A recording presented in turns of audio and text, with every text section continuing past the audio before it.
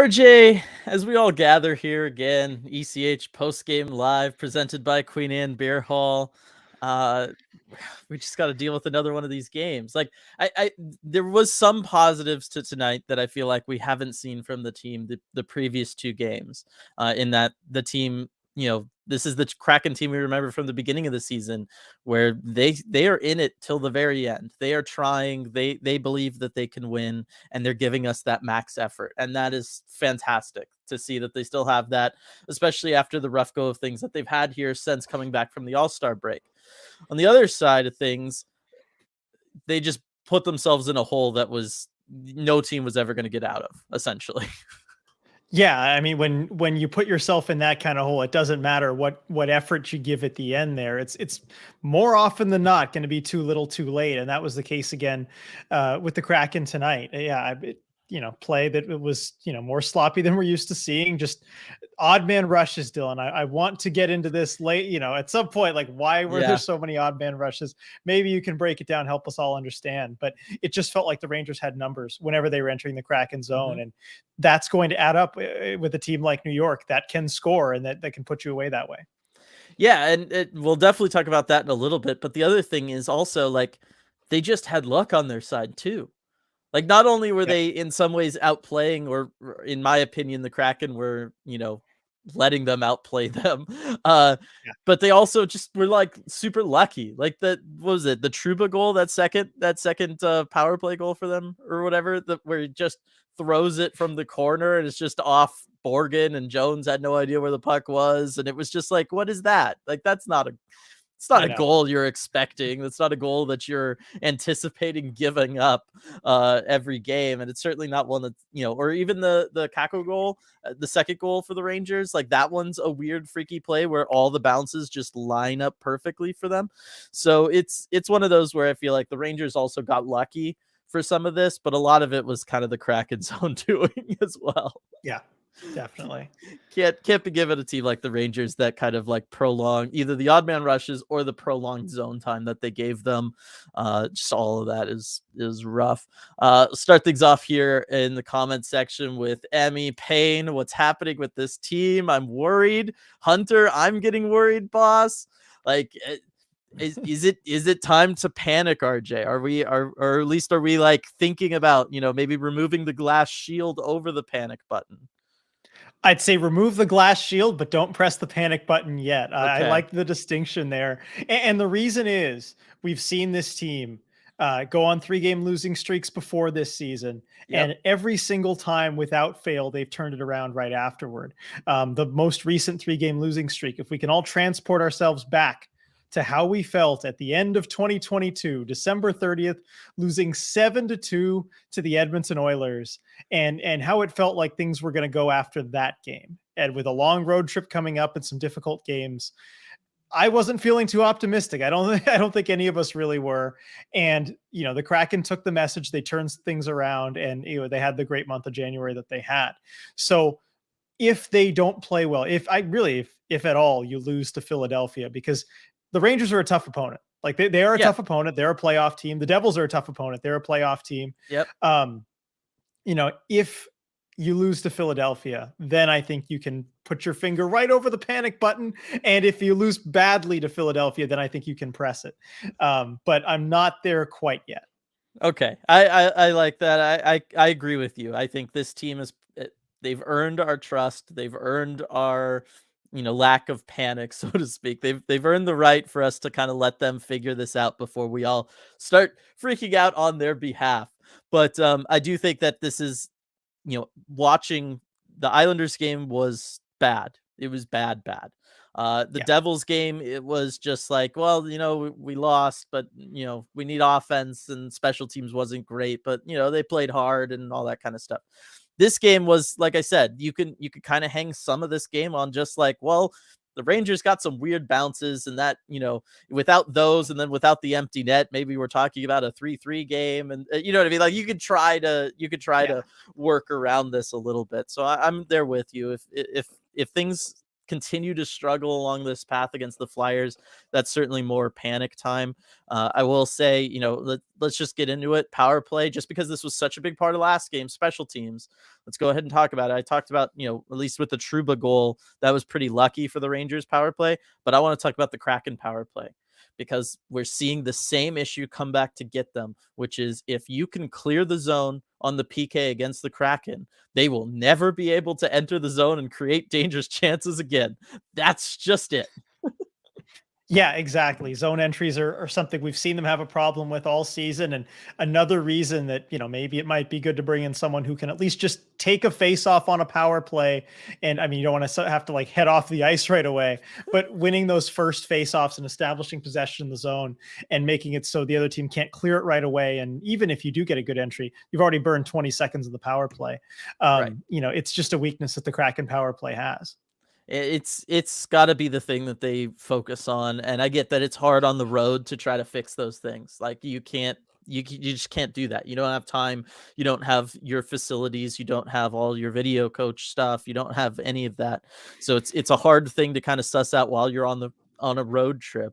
I just think that's part of what's making this all a little bit confusing for everybody, including me, RJ, is the fact that this is happening on the road. Like, this is where we're supposed to be good. Like, that's what we're all about. Yeah, the road record is starting to even itself out, unfortunately. And yeah, I mean, you'd hope, especially with 3 games in 4 days, that they'd kind of settle into that rhythm. It's the kind of thing that benefited them so much in January, and we're just not seeing the benefits of that this month. Definitely. Absurdly saying, I'm not worried. Boys are going to be okay. I agree with that. This team, like we said earlier, they've kind of earned the right to just give them a few. Let's see. Hockey Fork, we just saw what happens when the Grubauer team plays in front of Jones. I do like if Grubauer had not played yesterday, RJ, are you pulling Jones if you're Dave Haxall? Yes.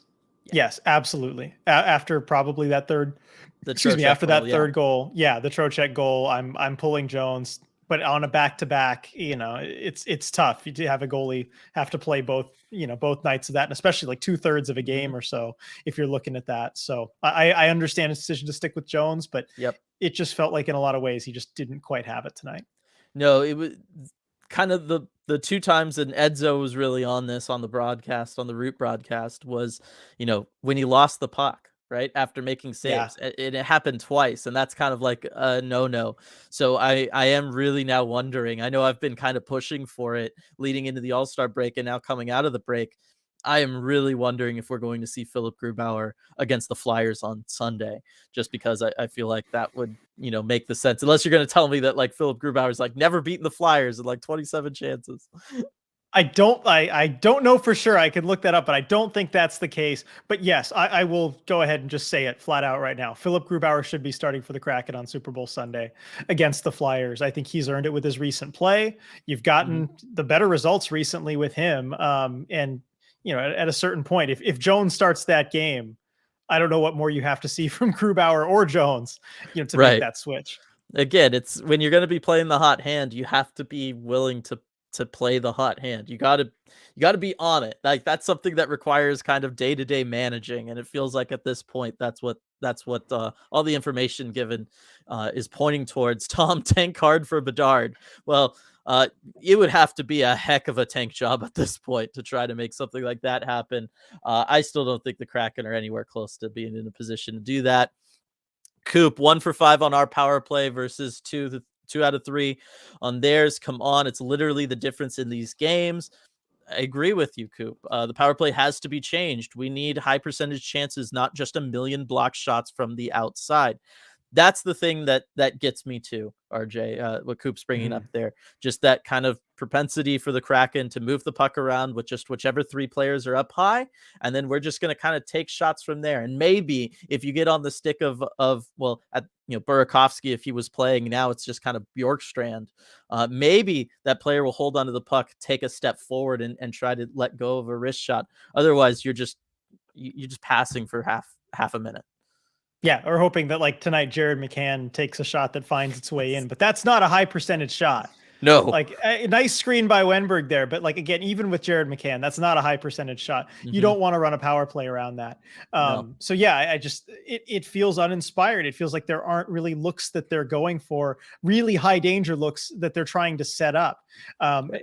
and I know that's the kind of thing that requires practice and reps and being at home and having those video coach meetings, that it's really hard to do on the road. But the Kraken just, they need that in the worst way.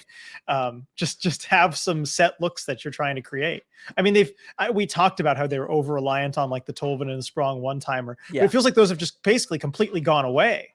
Yes. Like it's all or nothing. You want it to be just part of the package that you're going for. You don't want to either just be fully reliant or not have it as a threat at all. You need Right. more than one thing there.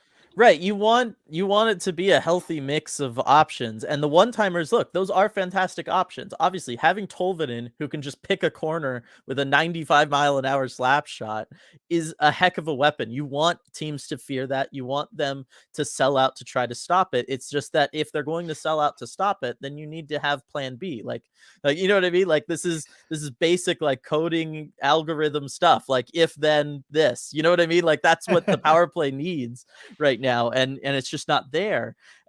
So I would like to see them focus on that. It's just I'm having flashbacks to the Penguins, RJ, where it was just a power play was a minute 45 of passing the puck just to have one failed shot and then a clear and everybody leaves the ice. Power play over, right? Like you know what I'm talking about. Like the end of the Bilesma era, that's what the Penguins power play was. And since we've seen the end to the kind of one-timers, that's what this is starting to remind me of, where it is just passing back and forth and nobody's really trying to create a chance.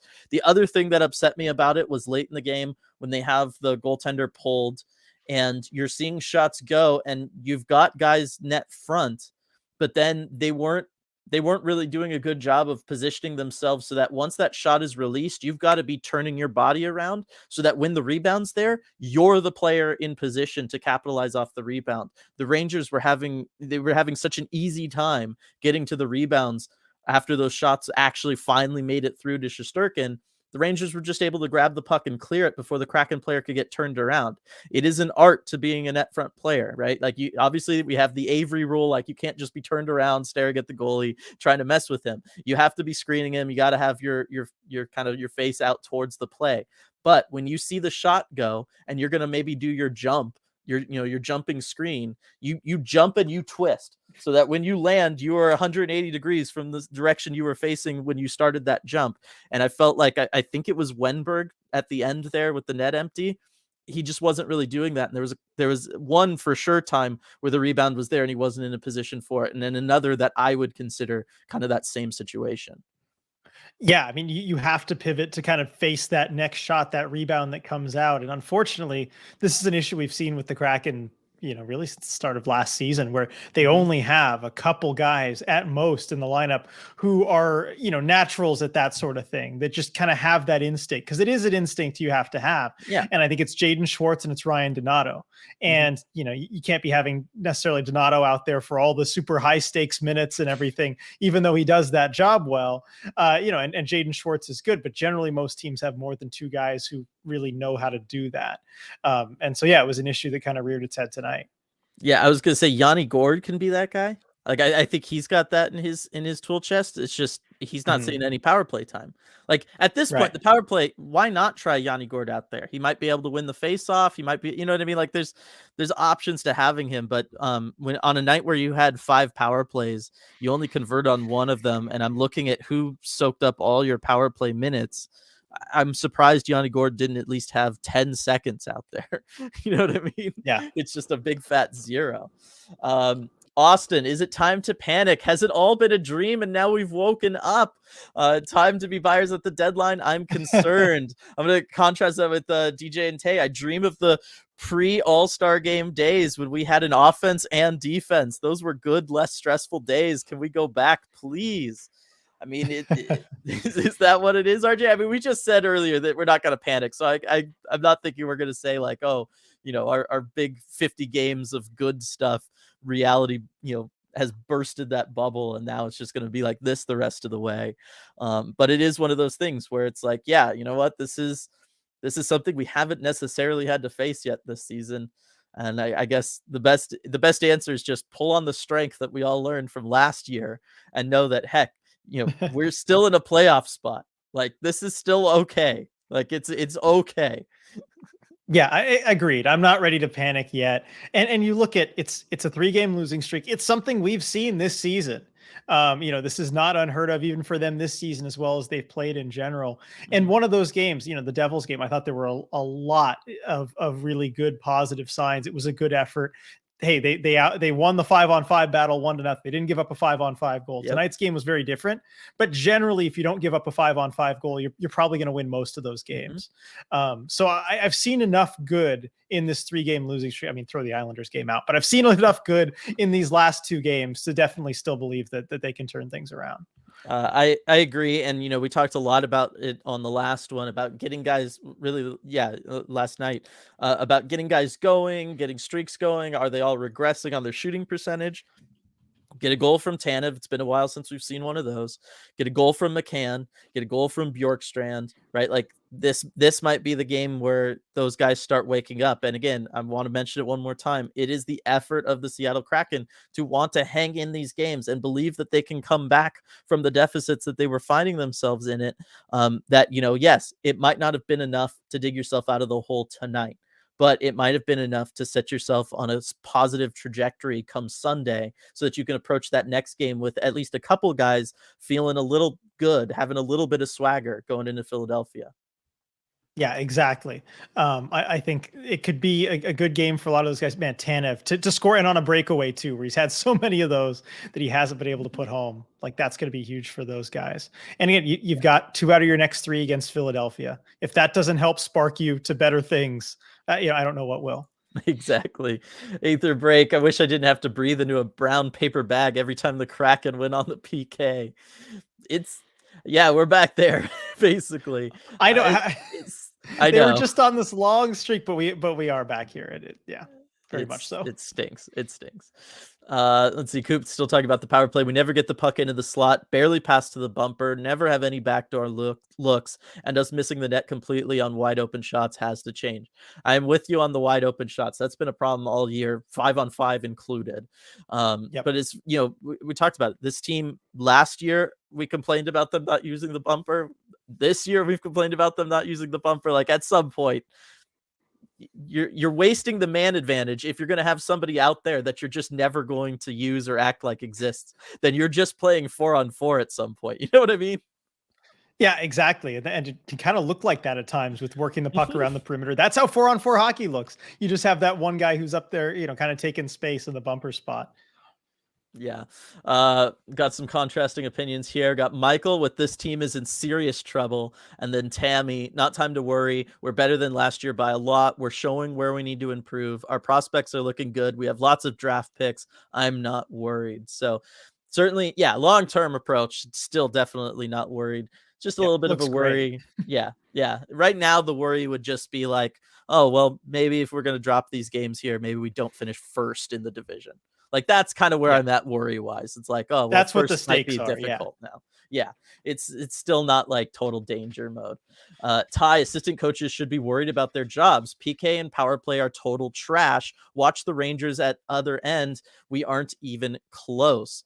I mean, this is something that, again, we've talked about. It's not going to speculate on job security and all of Yeah. that, but it is clear that, special teams, basically since the first day of the season, has just stayed the talking point. And whenever that kind of stays the talking point, no matter how well the team is playing, it's one of those things that that the team come season end, whatever that looks like, will be looking at how they can address and fix that. Yeah, and you naturally look at assistants because that's kind of who runs everything. The PK with Jay Leach, I think Jay Leach as an assistant coach, he's one of the better assistant coaches in the NHL, Mhm. and a lot of that is how he kind of works with and develops defensemen. The fact that Will Borgen is such a useful player now, that Cale Fleury has been largely The ready to go growth when he's there, come into yep. the lineup. he's just this defenseman guru, especially guys who maybe aren't getting a ton of ice time and are working with him. So I think he'd be really hard to, as much as you want to improve the PK, and they've shown they're willing to make adjustments too, going from that wedge +1 to a box. The power play is a much more pressing problem, and Paul McFarland on that, he was the one drawing up that 5-on-3 play last night, and we weren't quite sure what he was drawing up. I think more of the eye has to go on to what's being done on the power play, and more importantly, what isn't being done on the power play, the different looks that they're just not trying to set up. Exactly. I'm right there with you on Jay Leach. Like we've seen stuff from him, and keep in mind, I mean, Boston was interviewing him to be their head coach this past off season. Yep. Like he is an in-demand person. Lots of people have recognized what he has there. And I will say, to the PK's credit tonight, you throw out the Trouba one because that's insanity. That is not like normal. You know what I mean? So you throw that one out. On the other one, they weren't playing the box. Adam Larson is all alone net front. I don't know what Jamie Alexiak's doing personally in that situation. Like watching that, like there's a lot of Rangers behind Jamie Alexiak. We've all been critical of Adam Larson sometimes being in that situation on the PK, so I'm not gonna like totally just throw the book at Jamie Alexiak here, but it's one of those where like, yeah, what do you expect to happen in that situation when that's what your positioning is?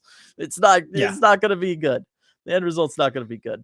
All right. Got a super chat here from Jules. How's it going, Jules? The hockey gods are mad at the Kraken. We didn't send a sacrifice to the All-Star game. They tried. Is that what they asked somebody, and somebody would rather have been on vacation, RJ? Yeah, someone would rather have been on vacation proposing to his, now fiance. Yes. How dare he?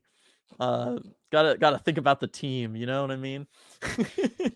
in these situations. Let's see. Why is it on every power play the Kraken can't get the puck in the zone, then just shoot from the blue line instead of finding the crease down low like the Rangers did to us over and over? I mean, we've addressed it at this point, but we're with you. Let's see.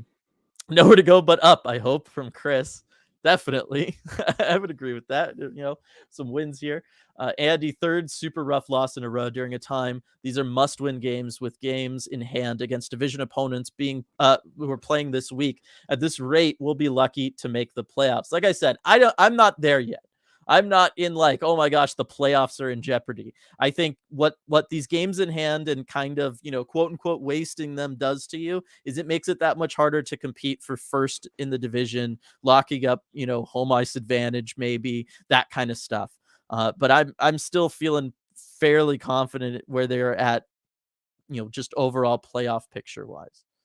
Agreed. I think it's a real long shot for them to miss the playoffs at this point. You'd have to go on, you're talking about, 8, 9, 10 game losing streaks. That's what puts teams out of the real playoff conversation. And we're just not there yet. It's 3 games. Mm-hmm. But yeah, I mean, it's something they've got to turn around. And yeah, those games in hand are important for the seeding. Yes. But I do think playoffs are still, it's not time to worry about that yet. Yeah. Chris, cheers to the Kraken fans at MSG here with me. We made a good effort. You guys did. Y'all did. I always love that the Root broadcast finds all those Kraken fans, no matter what visiting barn they're in. Absolutely love it.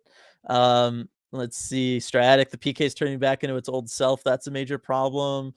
Yeah, we kind of talked about that. You want to talk about the odd man rushes right now, RJ? Should we get into Sure, let's talk about the odd man rushes, because that's something I noticed like right away at the start of the game. Yeah, that's what a lot of people were talking about. Yeah, it felt like the Rangers always had extra guys on the rush going forward. That's something you need to stop right away. But Dylan, I know you're the big X's and O's guys, X's and O's guy. Explain to everyone why those odd man rushes were occurring just over and over and over again. Based on what I was seeing, and this makes a lot of sense based on what we were all talking about last night, the Kraken were just pushing offensively. The defensemen were pushing. They were trying to pinch up. They were just kind of selling out to try to generate offense, or trying to be aggressive in, attacking the Rangers transition games. Maybe a defenseman slides up in the neutral zone, trying to go for a poke check, go for a steal, go for a big hit, try to turn the puck over and catch the Rangers, get an odd man rush situation of yourself going the other way against the Rangers. But the bottom line is, how much did we talk about it last night? The fact that the Kraken only had 1 goal after the All-Star game, right? You don't think the Kraken felt that pressure too, feeling like, hey, let's try to pour on pressure against Shesterkin early. Let's really try to go for that. If that's your game plan going in to start this game, it's pretty easy to see why in that first period, if you're kind of selling out for offense, you'd end up, the Rangers were ready for it, and then they took advantage of that going back the other way. But I really think it's just that kind of simple. Yeah, I think that makes sense. I mean, you look at the Kraken, we're definitely trying to put something up offensively after that. And I mean, you see this in so many sports, right? Where, you have a game where you didn't sack the quarterback at all. You just couldn't get to him and it beat you. You go out there trying to blitz every play, the first drive. And sometimes you can get burned deep that way. And I think that basically is what happened to the Kraken. Yeah. And so I think it's one of those, like, I wish I had like a better explanation for it, but the bottom line was there was too many things to point out. Like, it wasn't just like one, like, oh, let's talk about it on that one play. It was every way in which you could try to push for offense and go for offense over defense. The Kraken were kind of throwing all of that out there. And it's those kind of split second decisions too. If you go and you watch these odd man rushes for the Rangers and you back the tape up and rewind it a little bit to the sequence right beforehand, you'll see that extra Kraken, either whether it's defenseman for, creating a 2-on-1 or the center or, the third forward basically for a 3-on-2, make the decision to join the rush, to join the play when they could hold back. And that's might reduce your chances for offense. But you can see in those individual moments, like if you want to go back and look at it and just rewind the tape a little bit and be like, okay, what happened to that extra guy? Where did he make that decision to join offensively instead of holding back? Right. And I'm glad you brought up, because I do feel like in a lot of those cases it wasn't so much like, oh, a defender tried to do this. It was the center. These were a lot of like 3-on-2 situations that the Rangers were able to take advantage of, and a lot of times it was for that reason. And it was because, hey, what's another thing we've talked about the Kraken needing to do offensively? They need guys net front, right? Somebody has to do that. And that's going to pull you if things go bad or you turn over the puck higher in the zone. Guess what? That's one person who's pretty far away from trying to help you. It's one of those. It's all a give and take. It's all risk reward.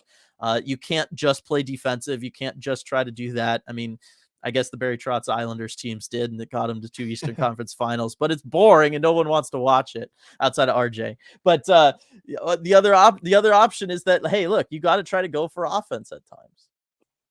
Yeah, sorry, you are do. a fan of those teams. I'm not. Absolutely not. Doothin, thank you so much for the super chat here. Shout out for not giving up in the third period. Incidentally, how full do you think the Philly arena will be early on Super Bowl Sunday? I talk about scheduling, man. You and I have been talking about this, and obviously, like, oh, the NHL didn't know that Philadelphia was going to make the Super Bowl 9 months ago when they made this schedule. But why is the NHL, as they're supposedly worried about these national game numbers dropping and just all of the stuff that the NHL is worried about, it's, even if you're not worried, it makes no sense to schedule games for Super Bowl Sunday.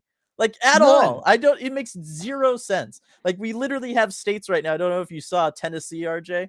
They removed Columbus Day. They're adding Super Bowl Monday as like a holiday for people to have off work in the state of Tennessee. Yeah, like, we literally have states making that decision because we all know what the Super Bowl is.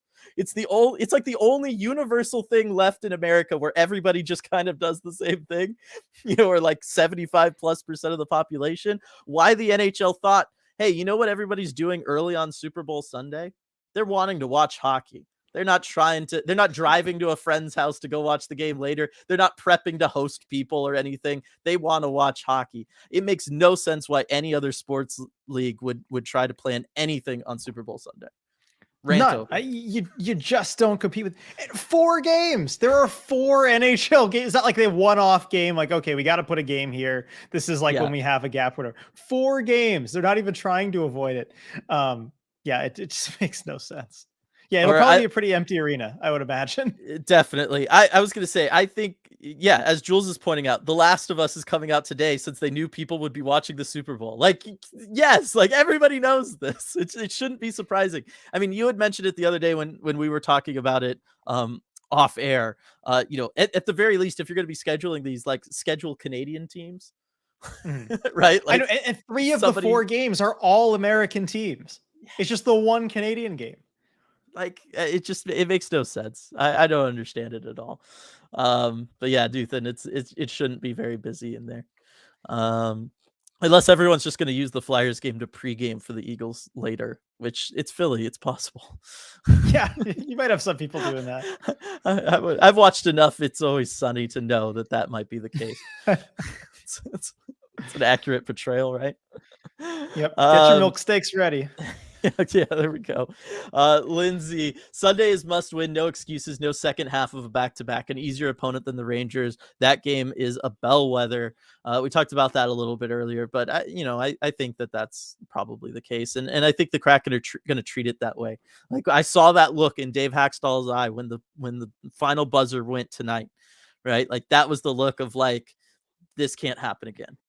And so far this season, when we've seen that look from him, Kraken respond. Yes, every single time. I mean, they haven't let it get past 3 games, and I really think this will be no different. Yep. Ty, PK and power play have been trash for 2 years. Lol, it's time to move on. The systems aren't there, too easy to stuff and or exploit.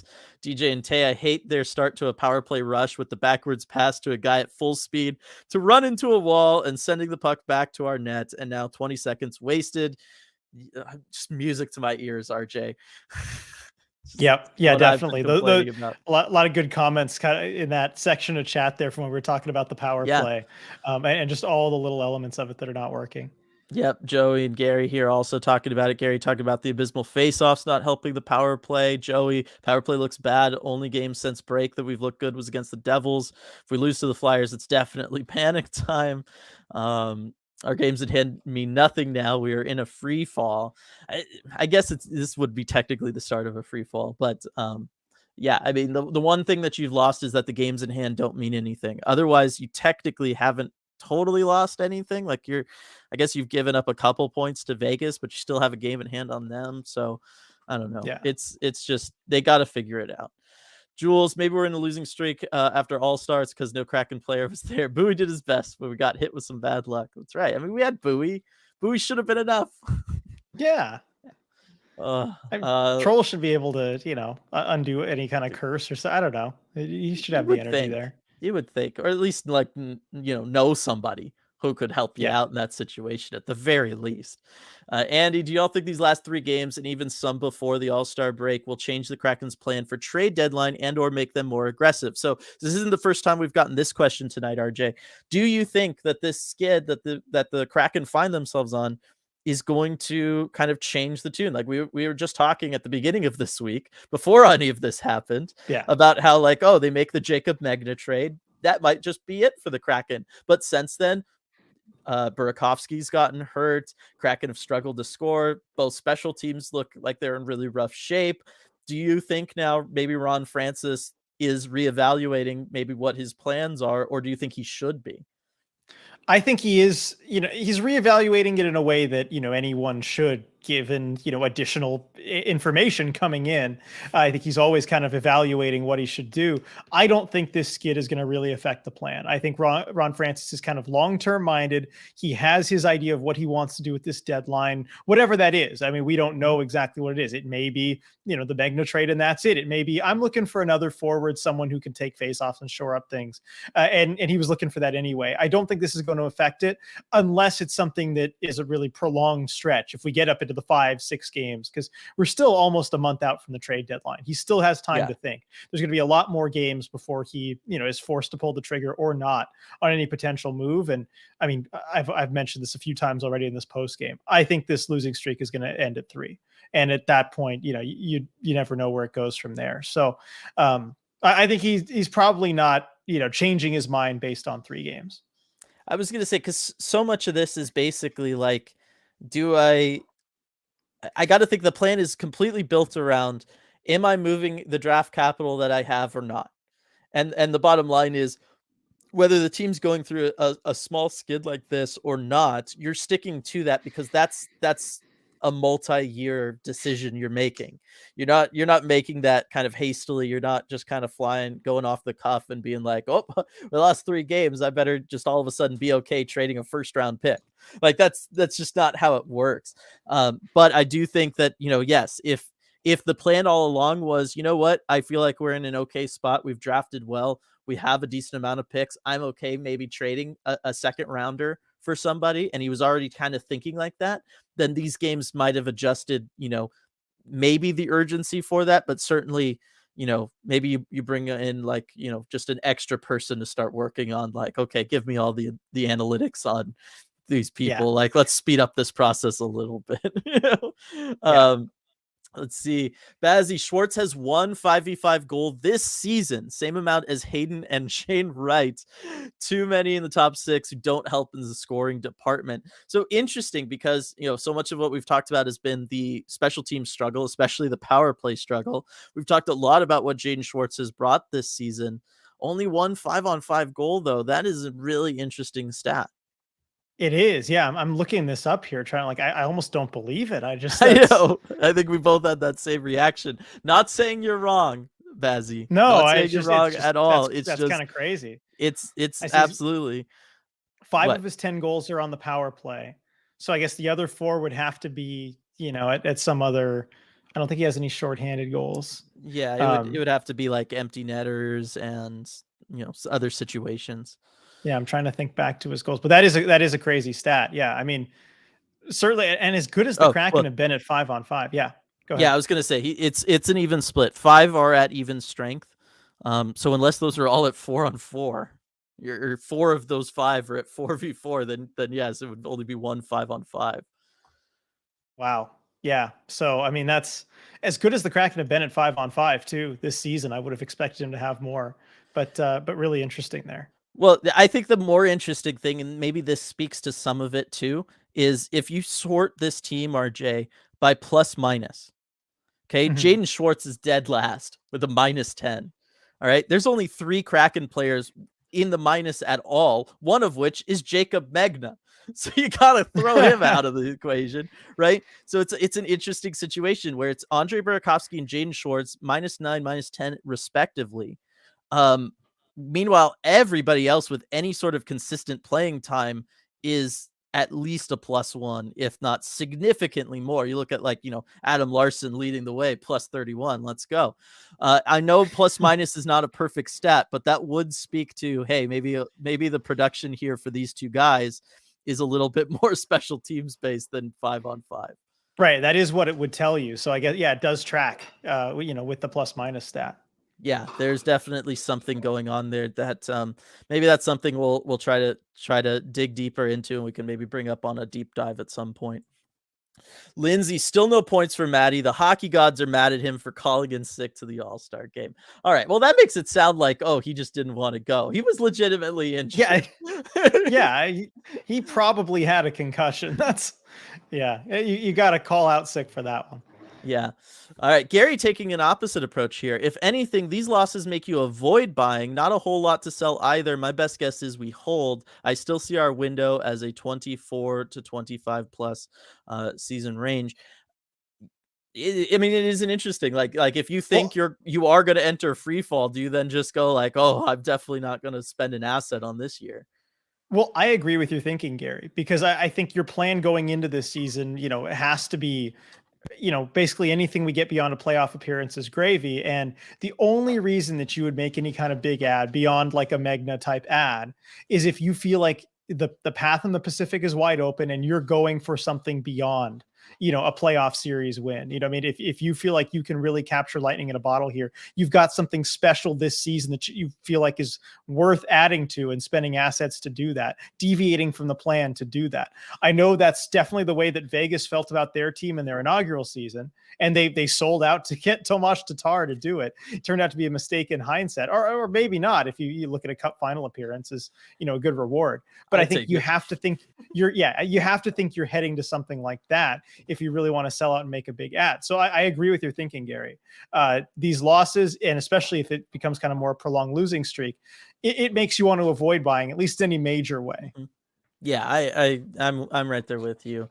And like I said, I got to think Ron Francis has already made the decision before this point in time of, you know, weighing, are you okay giving up future assets for something this year?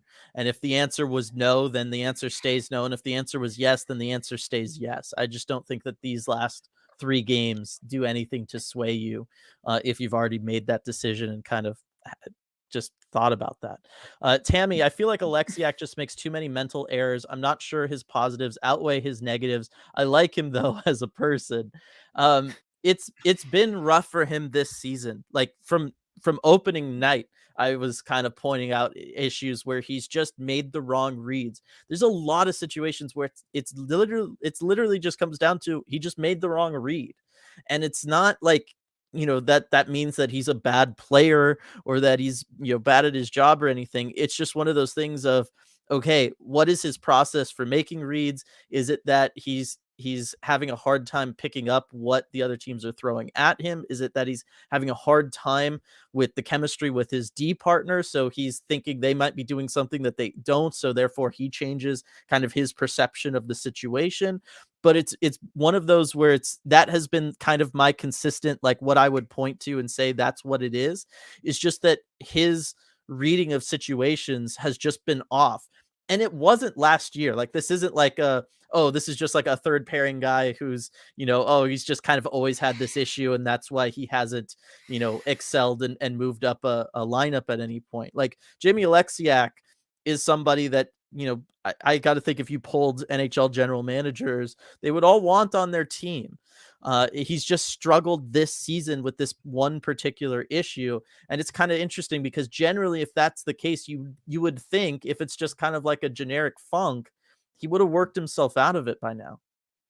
Right, you would think so, and it makes me wonder. I'm not trying to speculate here or anything, but you look at last season, he did have like kind of a stretch where he was noticeably off from normal, and it's Yes. because he was dealing with some kind of weird lower body injury that turned into like illness or something the other way Yeah. around. It was this mystery, but he was dealing with Yeah. something.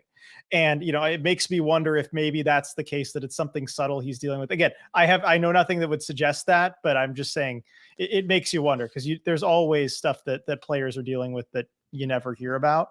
Mhm. So I wonder if that might be something too. I was gonna say we just talked about that possibility with Burakovsky before he's really got hurt. Yeah, it could be an injury related thing. It could be a confidence related thing. Like that's totally Mhm. possible, especially because the period of time in which you're talking about happened late last season. So if that kind of affected his confidence late last season, then yeah, that could be the situation this year.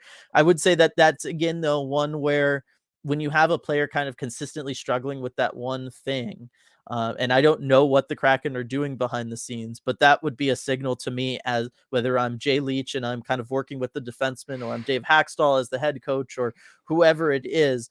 I'm wanting to work kind of more one-on-one with him to kind of get to whatever the root problem is about that, to see if you can turn it around. Because if you turn it around, he has so many positive attributes and so many good things he can bring to this team, that I think, you just get him kind of going in the right track. Unfortunately, for a defenseman, making reads and having to make a split-second decision, it's kind of got to be something you're making right more often than not.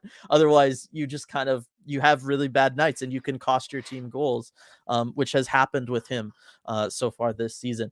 Another instance where I want to talk about reads, just because we were talking about this, I want to talk about the very first goal against.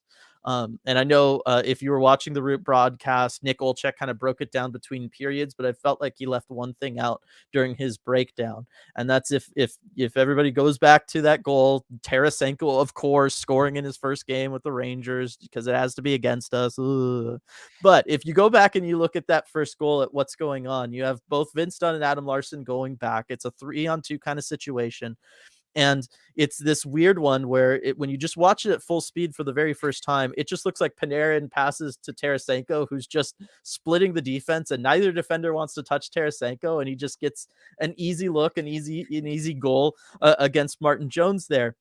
And I do think that there was a little bit of a communication issue between Vince Dunn and Adam Larson, because bottom line is somebody has to stop this play from happening. It looks ridiculous that play happened.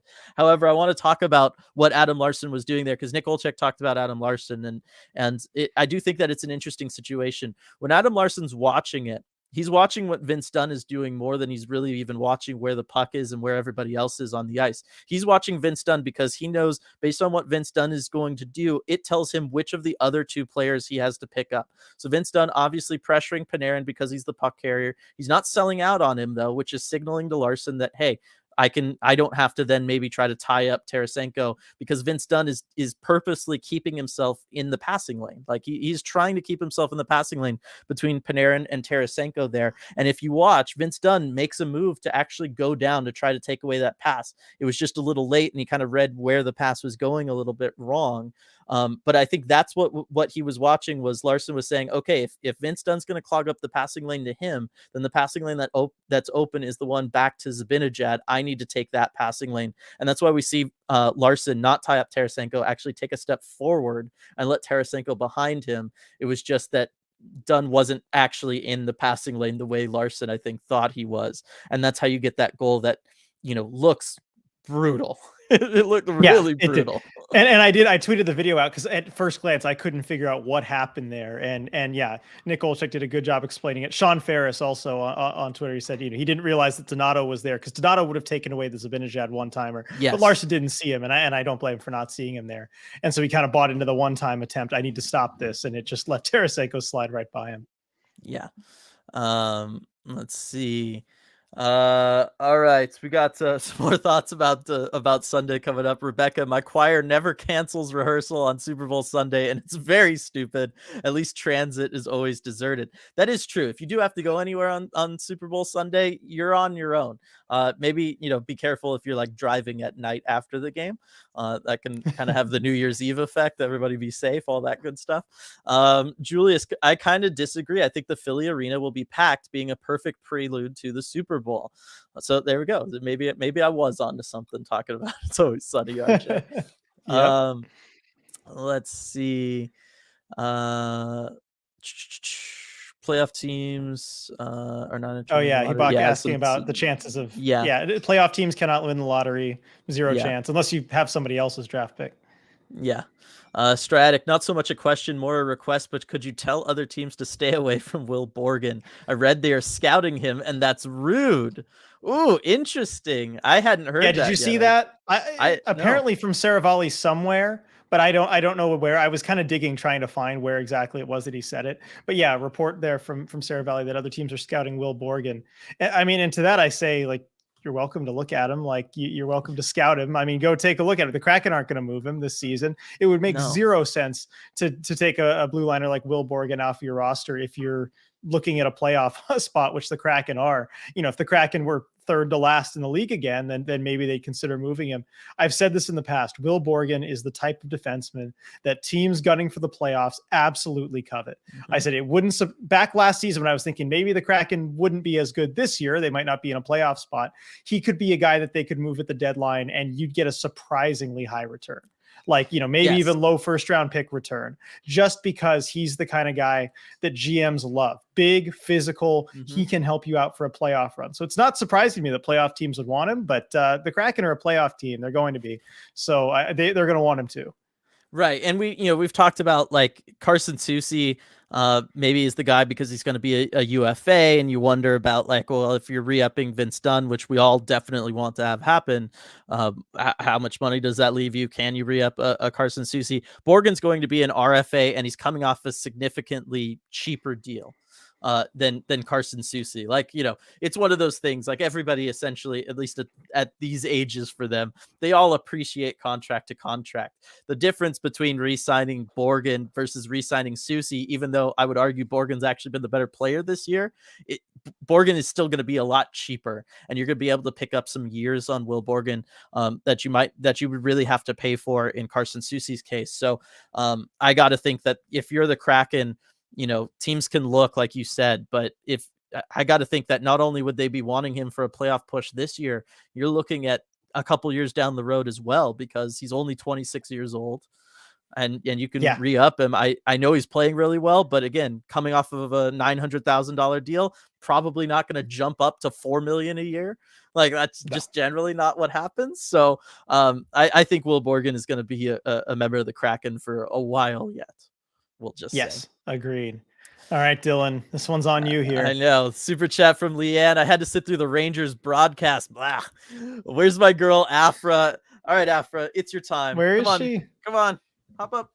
All right, she's working her way over to hop up onto the bed. Here she comes.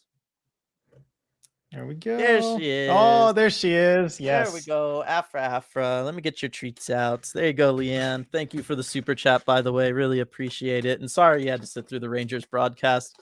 That's got to be rough. I know. Sure. On that game, I'm sure. Yeah, but at least you have Afra here. Yeah, thank you so much for the super chat, Leanne. I was hoping to see her too on the broadcast, so this is good.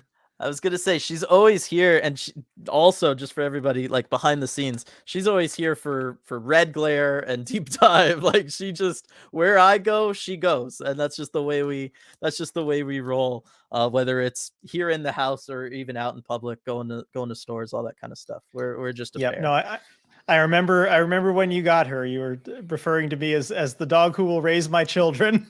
Yeah. So. Because that was the only kind of reason I went with a puppy. Just again, more behind the scenes stuff. I went with a puppy with Afra. I'm not usually a fan of that. It's a lot of work. no lie. But I was like, you know what? I get a puppy here at the age of, I forget how old I was at the time, but it was like, she'll last me till I'm close to 40. So that's like the dog that, starts off potentially having kids with and everything. So thank you, Stratic. She is looking extra cute tonight. Yes. All right, so let's see here. Edward asking, we haven't lost more than 3 games in a row this season, right? Let's hope the Kraken can have a super Sunday. Correct. That is still the thing we will find out. I'm with Daniel too. I would rather watch hockey than pregame for the Super Bowl. That being said, I still don't think it's in the best interest of the NHL to schedule games on Super Bowl Sunday. Yeah. And like if my team was in the Super Bowl, I'm sorry, I'm not thinking about hockey that day at all. I could confirm that from last year. Yes. My team was in the Super Bowl, and I was not thinking about hockey at all. Let's see. Please talk about Rangers zone entries with numbers from Daniel. I don't know if that came in before or after we talked about it. It came in after, but I think you may have missed the discussion on that real quick. Yeah. In summary, Kraken, after only scoring 1 goal the previous 2 games, they were just pushing for offense this game. Whether it was a defenseman kind of stepping up and creating 2-on-1s, or a center maybe stepping up and trying to do something in the neutral zone instead, and that creating 3-on-2 chances, which was more so what happened tonight.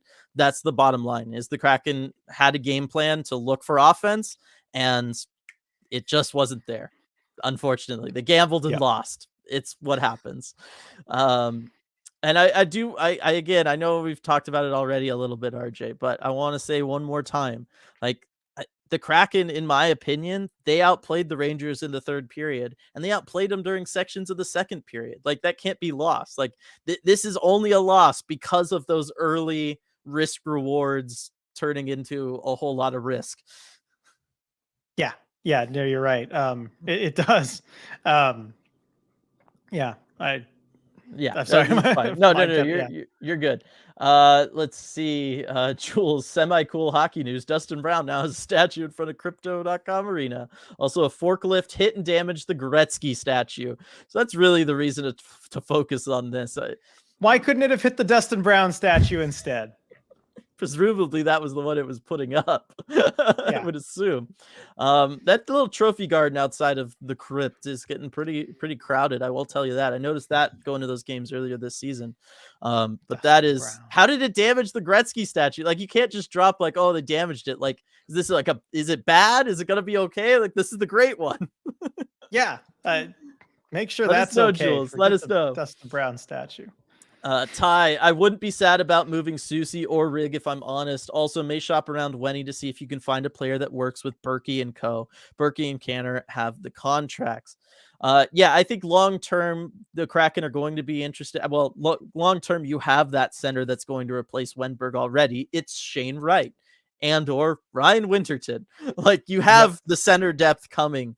It's just, literally next year it's going to be there if you're the Kraken. So I don't know that you need to aggressively try to shop Wenberg this season. I think you can kind of basically keep him as insurance because he's only under contract through next year. Keep him as insurance in case Shane Wright isn't ready or there's an injury to somebody or, whatever it is. Like, and then look, if it's too crowded next year and it looks like both Wright and Winterton need the ice time, then you trade him next year when he's a center on an expiring deal, and that is always valuable come trade deadline time.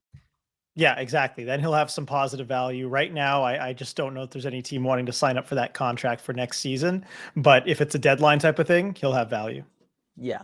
And then as far as the defensemen, I mean, we've talked about it. I know you're looking at trying to go on a playoff push and everything.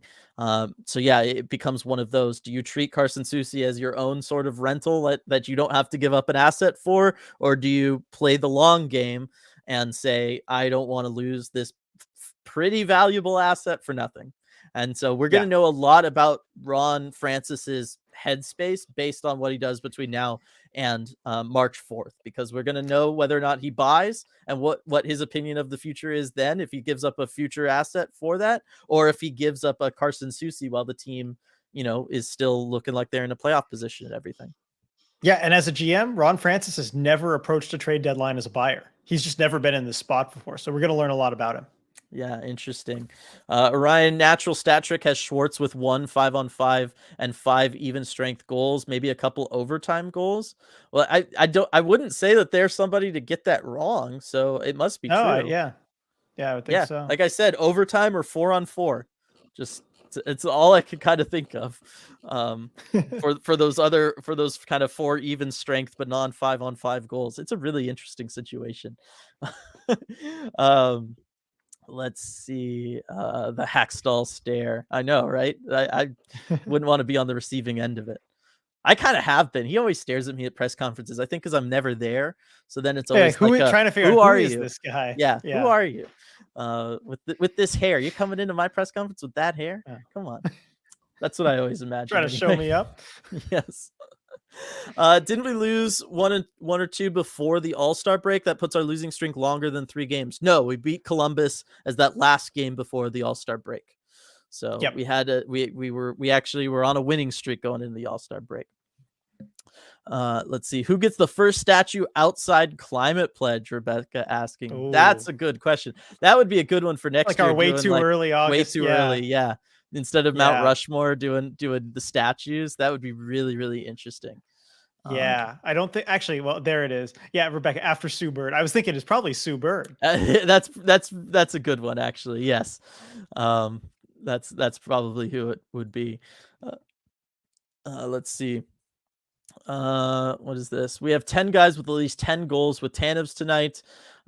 We have 0 4-on-4 goals this year. Okay, so it's obvious. So the Schwartz goals can't be 4-on-4. Daniel letting us know. But yes, I mean, I was talking about it, trying to get to as many double-digit goal scorers as possible. That is the sign of a deep team. That's always been like something hockey people have thrown around. So getting to double digits with your double-digit guys, pretty good. Next person up, probably Tolvanen, who I believe is still sitting on 8 goals with the Kraken so far. Already. I know, that's what I'm saying. Like, it's ridiculous how fast he got there. When I was looking last time about like, oh, how many people do we have at that mark? It's like, oh, he's right there. There's actually a couple. So Tanev gets there. Bjorkstrand also got there tonight. Vince Dunn is at 9. Got to think he can probably grab another one. And then Tolvanen at 8 through 18 games. Pretty good. Wow. It's a good clip. It's a good clip. Okay, so here's DJ and Tay giving us the breakdown. Schwartz's goal breakdown: 1 5-on-5, 4 power play, 3 empty net, and then 2 with an empty net. Interesting. Okay. That's 6-on-5.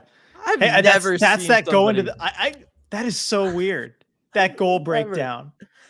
Thank you very much for posting something that. Like that. Yeah, thank you. And thank you to everybody who's kind of gone on that journey with us with all the comments. Like that's you guys really awesome that you're bringing that into this post game, because that's a lot of stuff there, and that's really, really cool. Ears, how's it going, Dylan, RJ, and Afra? Tough loss. Should they go for a face-off specialist or defense before the trade deadline? If they're going for something, I would say at this point it needs to be face-off specialist. Yeah, I think so. They've already, got the depth of defense ad that I think we both insisted they needed. The face-off specialist would be the next logical step. Yep. As we go towards the end here, yeah, some more Sue Bird stuff there for that. And then Jules, from what I was told, the forklift damage was due to the Grammys. Then the stick and or leg are chipped. I'm working tomorrow and I'll check it out. Well, thank you for for That doing the perfectly illustrates investigative LA's reporting. priorities. Yeah, absolutely. I was gonna say I'm not surprised. Of course, that was it. Um, it bums out RJ because he can't. Well, now he can hear me. I was gonna say it bums out RJ because now he can't blame Dustin Brown for it. Yeah. There we go. All right, everybody. I want to thank all of you for joining us for this game, and all of you have joined us really for the last three, several names, because these are tough games. It's always tough after a loss. It's always tough after these East Coast games also to make the post game, with the post game starting around 6:30. Not everybody's back home from work, maybe dealing with dinner, dealing with homework if you've got kids, all that kind of stuff. I just really want to take a moment to thank everybody for being here and being as active and as awesome as you guys always are. But for those of you who have hung out with us, or those who are still tuning in, listening to the replays later on the next day or whatever, I want to also give you guys a shout out for helping support us in the ways that you do. Absolutely. Yeah. Thank you, everyone. I mean, these losing streaks aren't fun, but man, I still absolutely look forward to these post game lives every single time, regardless of where the Kraken are at. It's just something that absolutely makes my night. So thank you, everyone, for joining us. I have a kind of an intriguing stat if I can get this in before we finish. Sure. Okay, we were talking about the goalie situation. Like, well, as long as Grubauer is not like 0-17 or whatever. Oh no, you gotta. Oh no. Grubauer versus the Flyers in his career. He's 2-5-1, 857 save percentage, 4.19 goals against average. That's his second worst. Well, the goals against average is his worst against any team. Save percentage is his second worst. So the splits don't help him. Martin Jones, on the other hand, 4-1, 926 save percentage, 1.98 goals against average. And it's a revenge game for Martin Jones. Yep. Enjoy thinking about that, everybody. Hey, Super Bowl Sunday. You know what? I might be the only person happy about that because it means you're the one leaving us off with the interesting, we'll call it interesting situation at the end. But yeah, that might complicate things as for who we see on Sunday. So maybe we don't read too much into the Sunday decision of who's in net, depending on how it goes. Yep. It's either that, or if he starts Grubauer with those numbers and with all that history, then it really is signaling he's bought into Grubauer at this point. We're going to know either a lot or nothing at all. That's how it goes, isn't it? Gotta love it. All right, everybody. Thanks for joining us. One more shout out to Queen Anne Beer Hall. Again, these road games, if you're looking for something to do on Sunday before the Super Bowl, before everything gets all hectic, all that kind of stuff, we're talking about pre-gaming before the Super Bowl. Queen Anne Beer Hall might be a good place for that. Just saying. Yeah, I mean, I think it would be. Trying to find a place that's got the hockey game on the morning of Super Bowl Sunday. They'll have it on. They'll have it on. A lot of other places you'll have to worry about that, but not at Queen Anne Beer Hall. Exactly. So definitely want to give them that shout out there. All right. Thank you, everybody, for hanging with us. We will see you all after that game on Sunday.